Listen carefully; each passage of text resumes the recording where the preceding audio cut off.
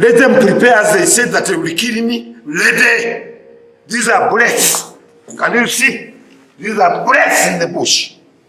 Let them show me the bullets. These are poison all over, attempting to kill me. I'm still alive. I can't be threatened by anybody. I respect them, but I don't fear. You can find out from my colleagues, I don't fear.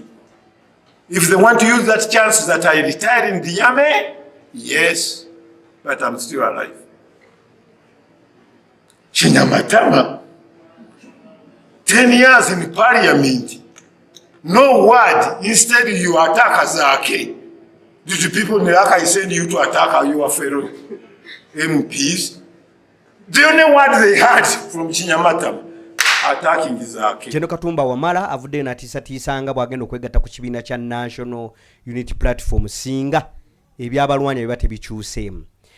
Nkwebazaako gwe muganda wange wenna akyekumiddeko kwesalako media webali kubanga osubscribinga ate na subscribinga naffe tukusaba busabi nti subscribinga onyige ne kadaawa ate osobola okubeera nga omanya amawulire gonna ge tuba tukutuusizzaako gwe muganda wange. Nze Salon Ranks Kalyango, embeera etambudde etya kanswenti muli bulungi nnyo ddala. Ka comment kosaako katuwa kyamaanyi nnyo ate ne ka like saako kosobola okubanga oteekako ate oba okoze kyamaanyi nnyo ddala muganda wange okubeera nga otutambuzaako step ebeddako n'osobola okubanga omanya amawulire ago agaba gaguddewo sobola okubeera nga tugakutuusaako. Kati olunaku olwaleero General Katumba Wamala, General Kayanja ono nga yaliko mu operation Wembule, ekitongole ekyo ekyavaayo Wembule ekyavaayo okubeera nga bakiteekawo okubeera nga kikakkanya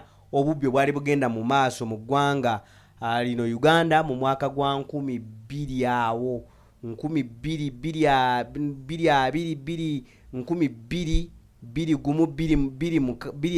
awo 23 awo ekitongole kino kyagunjizibwawo okubeera nga kyali kikakkanya ku bubbi bwali bugenda mu maaso nga kyali kikulembebwa General Kayanja wetwogerera amagye yagannyuka era akola bibye Zaitali General Kayanja wabula wetwogerera ali maziga agamba nti bannakibiina kye naddala ku byabadde mu kamyufu ka NRM nti maama we yamukubidde essimu nga yagenze okubeera nga agenze kulonda. Kansooke nkuwa akatambi kano katono nnyo ate then nkomewo twogerezeganye ku nsonga za General Kayanja. And remember, this is a younger girl who stood in front of you. If you recall, you asked me, why did you come with your sister? The words I used, I said, wakule nomete wakule. I'm bringing somebody young who can replace me, whom we can use to do anything. But she went there not because of that. She had support. They were saying, Kayanja is poor. He's nothing. Kayanja retired. Yes, I retired. Do they want me to go and steal that money they have? IGP, the Internal Security Organization, you have this on ground. Let money be investigated. Where did they get all of this money? Where did they get the 50 drone? You call them drone. Where did they get them? And what was the purpose of getting them if they were strong? What 50 drone is doing in a mere district? With people in black, and DPC is there. Instead, he's escorting them. Is there any sub-county where there is no police? How could this happen? Is there any district sub-county where there is no GISO? Where is he? These are the people you should go and ask. Go to the district and say, bring all your GISOs. If they don't know how I used to investigate matters.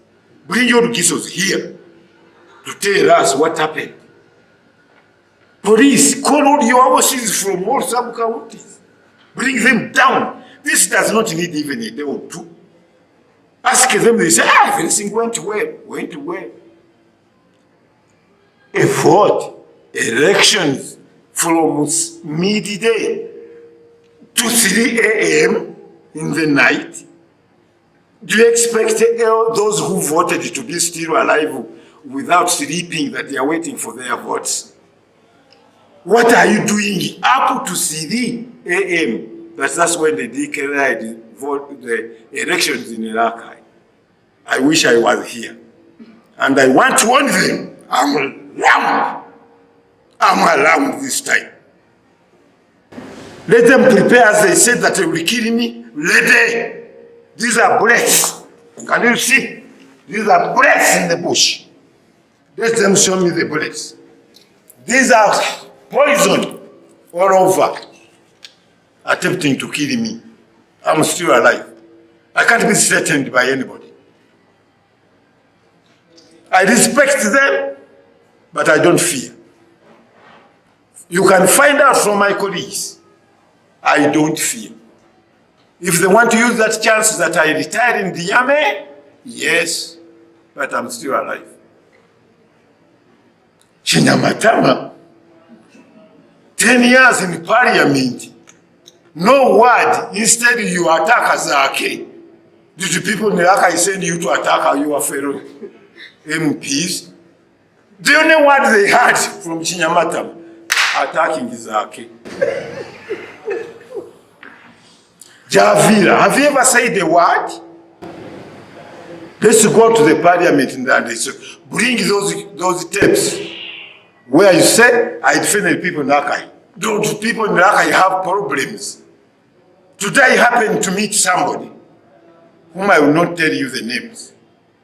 He said, Kayanja, people, he's a very big person, a PS, who just visited, he went for burial.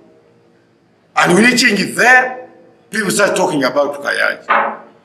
He said, what Kayanja did for you? Talk about Zukuka. I don't know whether you people, pressmen, you have ever heard about Zukuka. People were dying of hunger in Rakai. I said, what is this? I had planted more than 30 acres of cassava. They stole all of it. I said, let them eat instead of dying. I said, what should I do for these people? I opened up an NGO called Zukuka. In English means wake up. Supplied all the seeds, supplied all the cuttings, we fought hunger. Others managed to buy vehicles. But now you hear the president is running left, right, UPDM, being stolen, being taken. I started it a long time ago as Kayanja. I told the Gongola chief, you go and ask her, she's a lady. That if you want to steal, don't attempt to steal the man of Chifama sub-county where I come from. You steal. But if they were protected and they stole money. I have all the details, I have all the information given to me by the same sub-county chief. The million, you are giving them $500,000. The rest in Tibazayambisiza Mukube Papula. Ulira. We need to do something. It's my fellow, my humble request. This thing is not happening in Rakai. It has happened in Rwengo, Masaka, Kalungu. Today I've had Kalungu. I didn't expect Kalungu to have the same. But now the MT there, the lady, she's protected. Because I was one of those opposed to her to say, I will not stand for the movement, I will come independently. Whom she had already assisted. The danger. She's a very clever. This Minister of Water, she's called Sechindi. She's very, very clever. The president should really maintain her. She made an assessment ahead. I said, I'm still a movement. I will stand for the movement, but not in this group. This thing is everywhere. Why don't we really sympathize with the president? President that is in Busega market, a president? Where are we? Where are these ministers? President to reach a stage of going to Busega. For what? And where are they? And what are they doing? I'm not a minister. And I don't wish that I should be one. No. I'm there for the people. I will hear the people's voice. I've not stepped in Rakai since they finished the elections. They are calling me left right. Because they want to demonstrate. They say, we want to demonstrate when you are here. You are the one who has been telling us why you fought. You have been telling us how safe the movement is. We have been voting movement because of your words. Come down. Come down here and tell us. People being beaten, sticks, full of the so-called drones. What is the police? Because if I go to Rakai, I'm going to attack 5 people. 5. RDC should answer me. If I'm born there and I'm a general, I'll use those 2 positions. Him to answer me.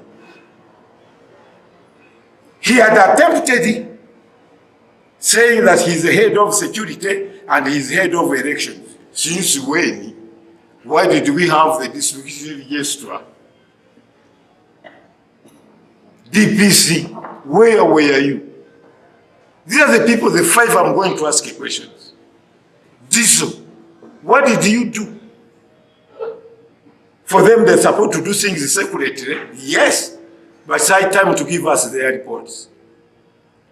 Don't go far. Don't go far.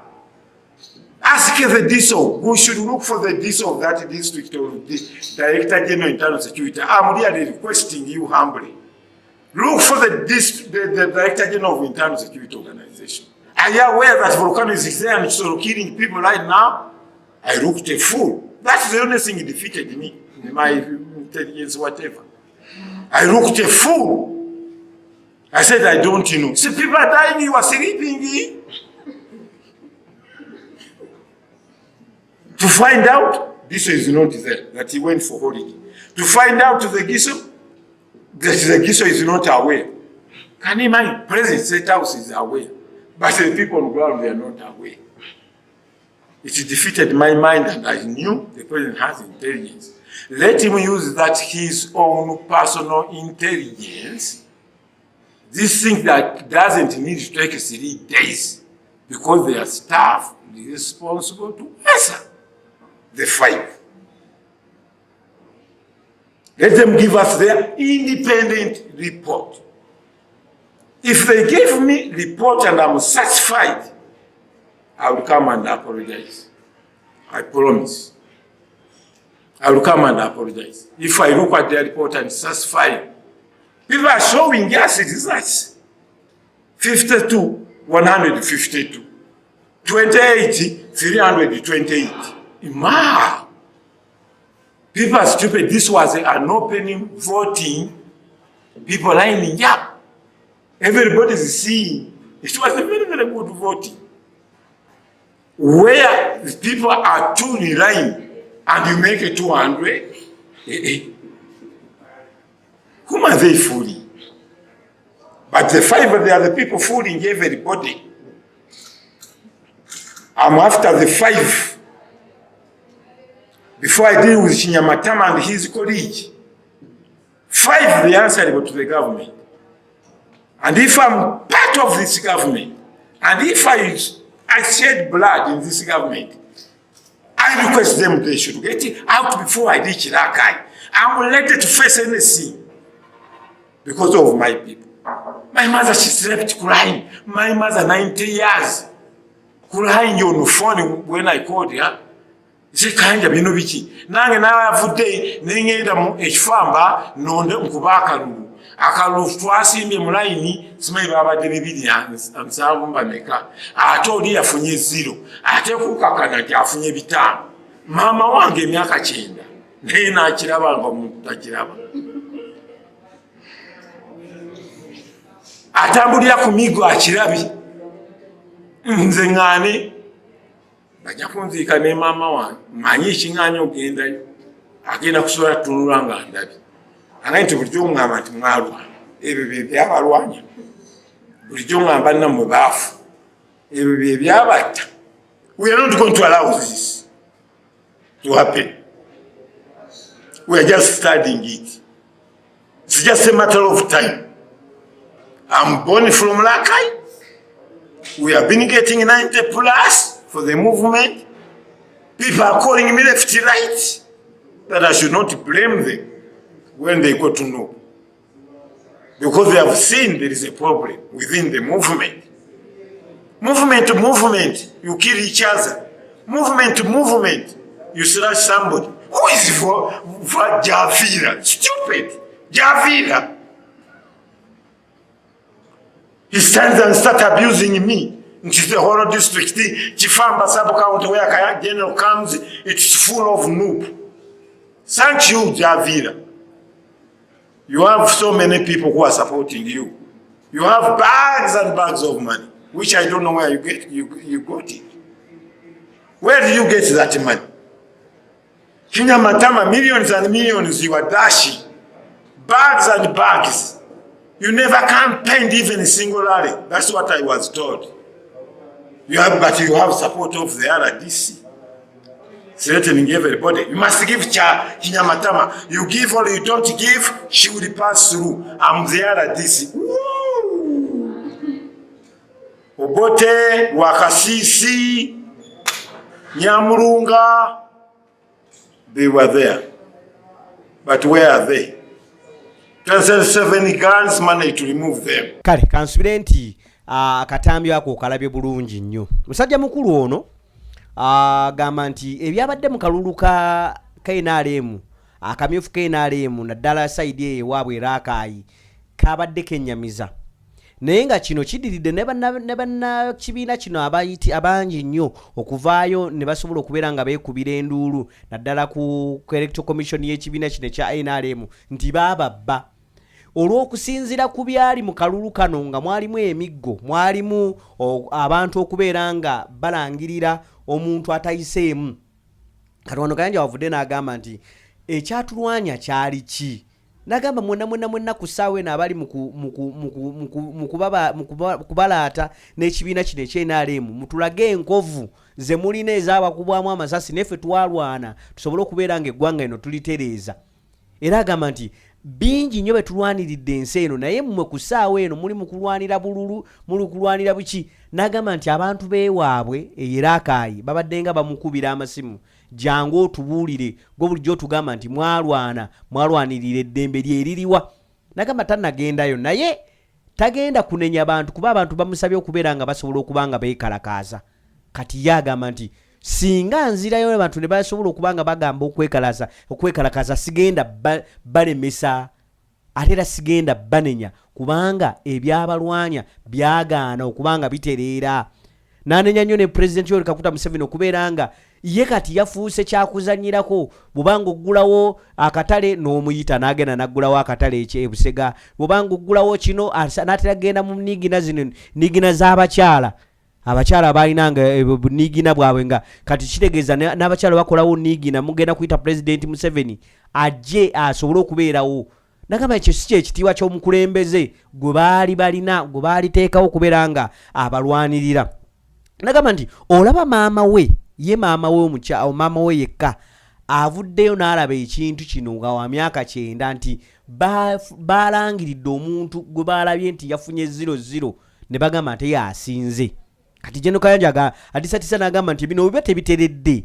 Bwe nyingira ekibiina kya National Unity Platform munange temunnenya kubanga ngenda kubeera nga ngenze kukolerera ggwanga lyange. Byatulwanya ndabanga ebitakoleddwako ate nga tulina okubeera nga bikolebwako. Kakati kino kinjijukizzaako abantu abamu nti abantu abasinga obungi bwe bayingira gavumenti ya Mwami Museveni beerabira embeera mwe bayise. Nze nina honorable minister omu gwe mmanyi twasoma ffenna ku Kyotera Parents eyo. Naye mu kusoma eyo ku Kyotera Parents omwami ono ebyadala embeera si essomero twasomeramu by then teryali ddungi nnyo ogamba nti lyali limwegombesa okubeera nti alisomeramu. Era singa avaayo n'ampakanya nti lyali ddungi nnyo okubeera nga alisomeramu nja mubuuza lwaki tateekayo baana be ku ssaawa eno nga ate kati liri kaleekaleko lwaki tateekayo baana be ne basobola okuba nga basomerayo. Because ye yasomerayo nga si ddungi nga n'akasente kakwepacca ng'avuga kagaali okuva ewaabwe okutuuka ku ssomero ekyotera. Kakati omulabanga atudde ku TV n'ayogera ebintu ng'alaba embeera ye olw'okuba ye nga ye yatereera alowooza n'ab'ekika kye n'ab'emikwano n'ab'oluganda bonna baatereera nti olw'okuba abantu bajja ne basukubula ku makya ne bamusabayokko n'abookyayo ye alaba nti eyo embeera eri nnomo. Ng'omulaba ng'ayogera ekigambo minisita Mulamba ayogerera ekigambo naye nga tasobola kukivaayo n'akittaanya n'agamba nti nno kino because abantu abasinga bayingira ekibiina kya National Unity Platform beerabira manya ekibiina kya NRM beerabira nti embeera gye tubaddemu olw'okuba kati bo basobola okuba nga bafunayo ak'okulya basobola okubba essere z'omuwoomuso ne bazikolamu ebyabwe kati bo beerabira embeera gye babaddemu. Nze ntunuulya nnyo ng'ali ku NBS awo ne ngamba naye ono ye musajja gwe mmanyi eyabeeranga ku ssomero nga n'ekyokulya kimubula ku ssaawa eno yayogerera gavumenti ye NRM nti ye nungi nnyo teyeerabidde nti wali ate the same people abakyakola kyekimu kye kyeyayitamu naye ng'ayogerera nti amasomero malungi nnyo. Nze nkusaba busabi honorable bw'ovaayo n'ompakanya nti embeera essomero lye wasomeramu lyeri essomero lye wali oyagala vaayo mpa oŋŋambe ndi ninayo omwana wange gundi era gy'asomera nga wa mu ntumbwezo so si bano b'oweerera n'ogamba nti mpeereddeyo gundi njagala nga wa ntumbwezo nga asomera ku ssomero eryo kyotera parents because kati ku ssaawa eno liri kaleekaleko terikyalinga liri eryedda lye twasomerako naye ku ssaawa eno omulaba ng'ayogerera abantu ayogerera NRM n'ayogerera ng'ebintu byolaba nga byayogerera oyinza okugamba nti ne kaakati ono ali ava mu ggwanga ddala tasiiba wano tasula wano kale kati ye retired General Kayanja yalabye ebintu bino era ndowooza ku ssaawa eno agamba nti embeera wonna weegenda okubeera ng'egwa because kati twetaaga just maloboozi gammwe amaloboozi g'abantu abo abaalwanako okubeera nga mulwanirira eggwanga lino ebyabalwanya byebino ebiriwo ku ssaawa eno bwe kiba nga ebyabalwanya si byebbyo lwaki ku ssaawa eno mu ssaawa eno musirika twetaagayo amaloboozi g'abantu nga bano bajeno Kayanja baani okubeera nga bavaayo ne boogera ku nsonga ezikolebwa mu ggwanga nga balaba size entuufu because ife abayogera ku ssaawa eno tuvaayo ne twogera nga bagamba mwalaba ki mwalwanawa kati abaalwana batandise okubeera nga boogera ensonga ez'abalwanya nti zaava ku mulamwa kati nga g'omuntu ova eri ng'ogamba nti ate munnange kino kiri bwe kine bwe kiti kye kirungi mawe mba nkusaasidde muganda wange. So General Kayanja agamba nti bwe baba temutereezezza ensonga zaavayo ne zitulwanya naddala ebyo byonna ebyabadde mu kamyufu ka NRM bitutwalawa.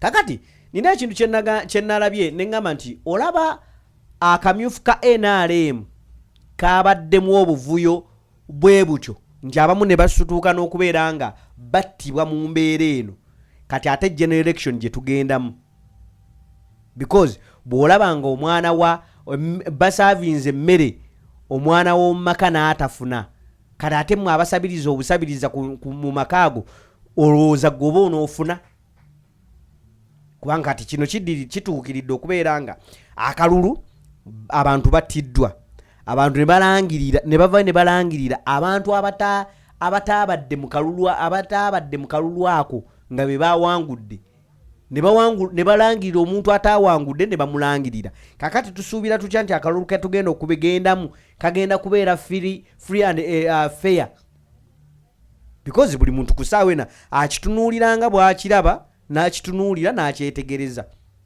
kugenda tutya mu kalulu akali free and fair. Just kiteeberezeemu nti akalulu kuba electoral commission agironda ye Mwami Museveni yavaayo n'alonda electoral commission eno yavaayo n'alonda bonna akakiiko aka electoral commission tunaakakasa tutya ng'akalulu akatugendamu aka general election kanabeera free and fair ku babaka ba parliament ku bukulembeze obukulu kanabeera katya free and fair nga tutunuulidde akabadde akalulu akabadde eno mu kamyufu kamwe akainaaleemu kabadde mu vulugu omungi nga nejje buli eno tannateebererezebwa.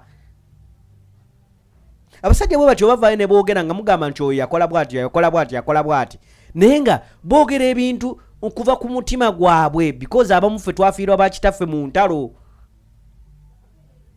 Jerokayanja oyo yennyini asobola okunnyonnyola bw'omubuuza bakitaffe baafa mu ntalo naye nga ekibatta mu ntalo ekyafiira ekibassa mu ntalo no baali balwanira ffe kubeera bulungi naye kati naffe ku ssaawa eno tweri entama nga naye ne bakitaffe abaafa tebafafuddeeko tetufiiriddwako.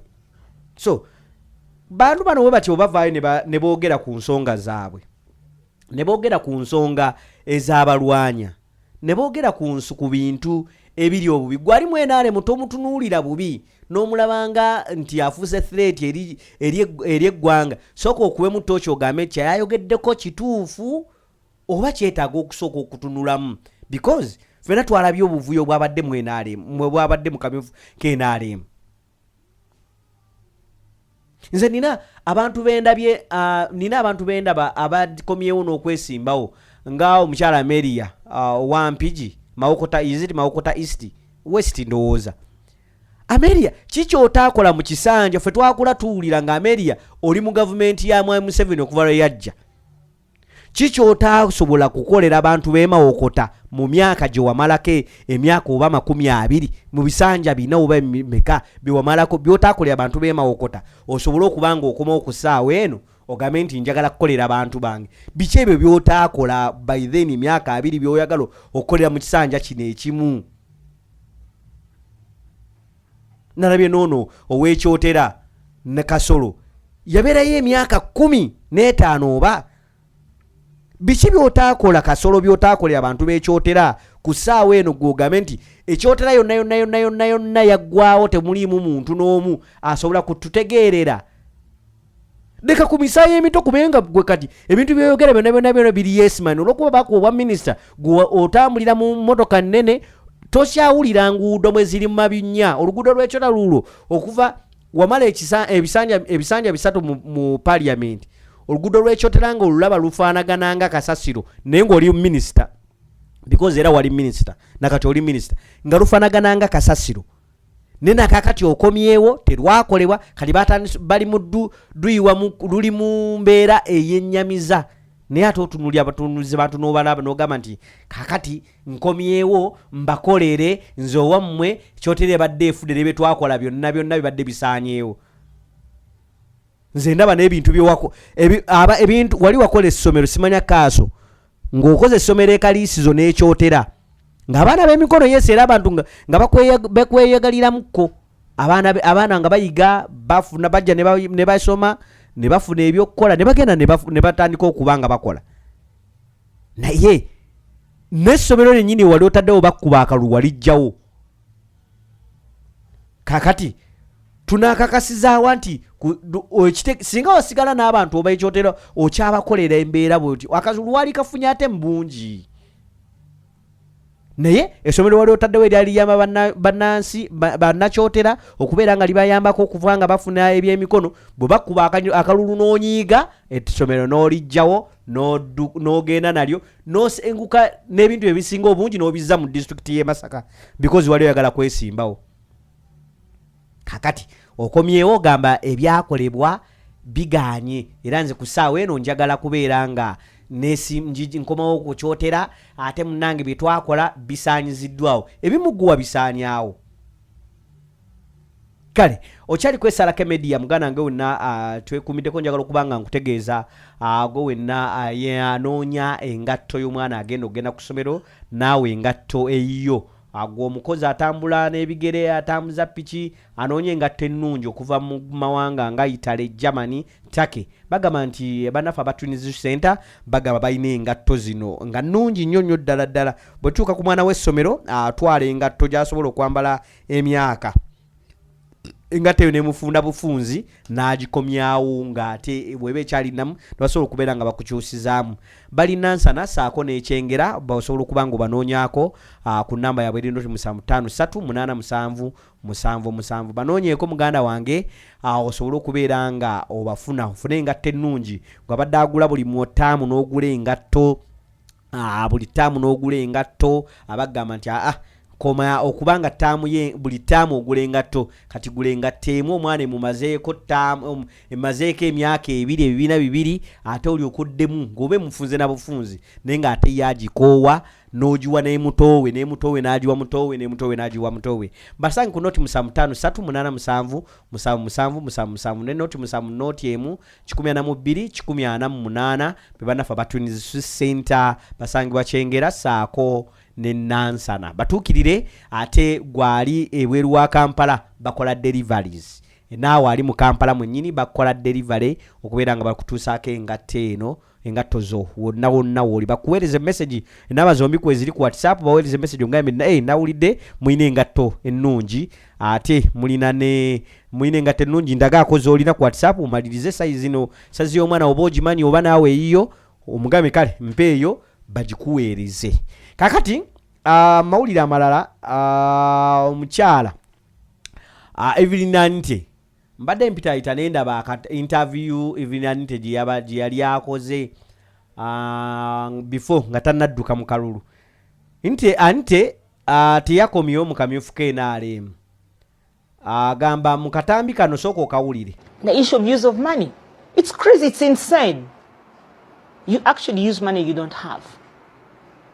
I want to tell you, many sitting members of parliament approached me with their well-built houses, wanting to sell it just for the sake of getting money to go and give out to voters. So where did this monetization of politics come from? Me who now understands the value of money, I can't do that. Before I understood the value of money, it was easy come, easy go. Just getting it from somebody. I joined when I was a young girl, using my mother's money. So it was easy. I didn't understand the pain, but the woman understood. I didn't understand why my mother was always like, please win, please win. Are you sure I'm not going to lose my money? Because she knew the pain of looking for that money. But from the time I understood the value of money, there's no way I'm going to throw away money like that. In 3 days, in a month, you're throwing away 500. Someone yesterday told me, you know what? When you talked about throwing 500 million in a week, I was like, okay, maybe it's exaggerated. But for me, on the election day, I spent 600 million. I'm like, what? Did you actually do that? And I said, so did you win? Yes, I did, but with small margin. So what was that for?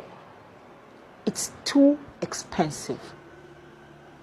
And that's why people are desperate. They want to kill for it. So maybe it is time we remove the honey that is attracting everyone to go into parliament. Oyo ye mukyala Evelyn Anite abwatyo bategeezezza. Kakati Evelyn Anite mu kwogera kwe alaga nti sente eziri mu kalulu ze bagaba ziyitiridde obungi. Bino nabirabyekokko n'omukulu ani ono ya munnamawulire ani yali neerabidde yali ku NBS awo naye yavaayo n'agamba neyeegatta yabadde yakeegatta ku National Unity Platform naye yavaayo n'ategeezanga nti akalulu kabaddemu ensimbi nnyingi n'alaga ne purufu nti zasigaddewo ze zino abantu ne tulowooza olw'okuba bamukubye akalulu y'ensonga lwaki yavuddeyo n'akola ki n'ayogera kati ono ani tebaamukubye kalulu wabula ye yagambye bugambi nedda sidda mu kalulu because ensi ng'omuntu abala ku nsimbi amanyi okubala ku kintu kye bayita ssente sobola kuteekamu miliyoni 5 at least buli lunaku mu kalulu kano at least ngenda nenzikolamu ekintu ekirala naye awo envayo ne neebuuliza nti parliament okujjako nga tulina ekintu ekirala kye tubala nga waliyo ekintu ekirala kye tutala baffe abalonzi because bobanga miliyoni 5 buli lunaku nsobola zibanga nzigaba mu kalulu for 10 days esente ezo bwe nzikwata nenzitwala nengende nakasongolo be ekyotereye waffe nengulako ekitaka kiyiika 20 nenteekako emmwanyi zange mu myaka 2 mbeerawa because abantu ebyobufuzi kati babivudde business nenga lyo ebyobufuzi byabeeranga buweereza kati Anite bwe yavudde n'asaba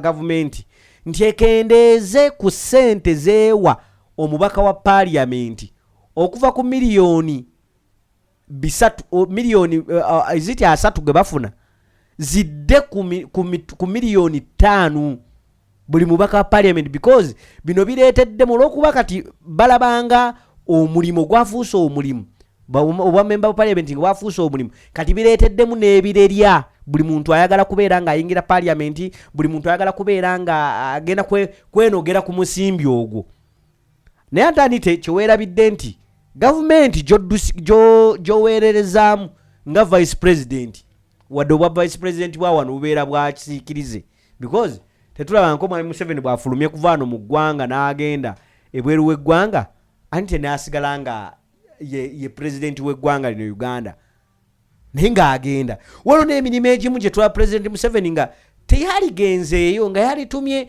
omumyuka we Anite n'agenda okuggulawo akatale k'Ebusega ne president Museveni gw'olaba n'agenda kugulawo akatale waliwo n'obulimu obulimu obutontono ng'ate si minisita w'ekyo waliwo ne tukuba toki mu baminisita ba Mwami Museveni tulowooza nti oba alonda kubejjako because goyinza okusanga minisita wa health ng'omukolo gubadde gwa kutongoza ddwaliro naye nga Mwami Museveni yagenzeeyo munnange naye nga minisita wa health ye yalibadde agenda ku muntu obwo obutonotono naye nga Mwami Museveni yagenze katwebuuza baminisita abamu tebakyakola